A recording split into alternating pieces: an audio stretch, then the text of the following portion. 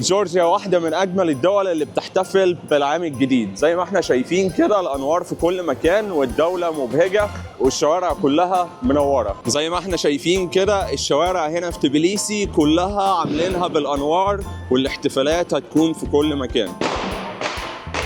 احنا دلوقتي في ميدان الحرية وزي ما احنا شايفين الميدان معمول ازاي. البلد جميلة جدا الصراحة.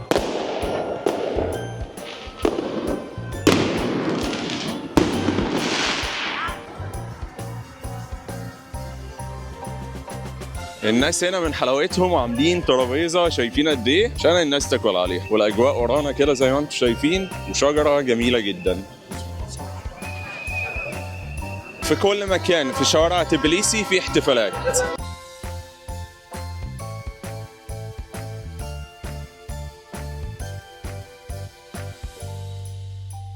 عاملين اماكن للناس كمان عشان تتصور. زي ما احنا شايفين الاجواء كده، الاجواء النهارده عالميه.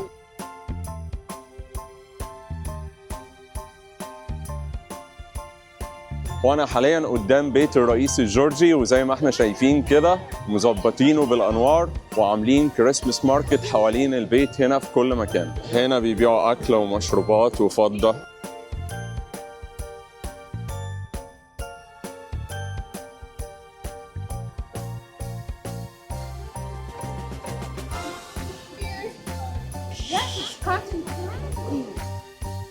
جورجيا في الاحتفالات مفيش زيها.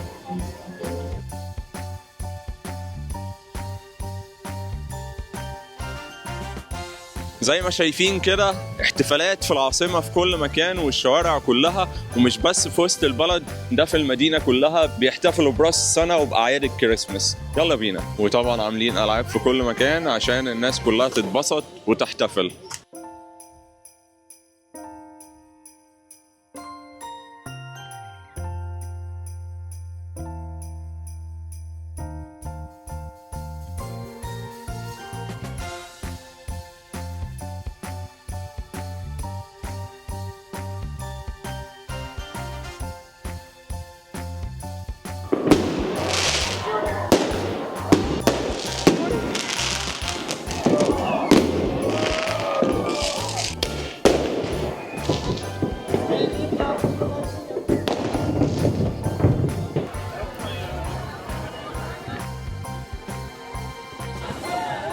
الناس السنة دي قررت تعمل حاجة مختلفة، اللي هم يعملوا أكبر سفرة في العاصمة تبليسي، وكل واحد جاب أكل اللي يقدر عليه والناس كلها قعدت تاكل مع بعض وحسوا إن هم أسرة واحدة. كل سنة وانتوا طيبين وعام سعيد على الجميع.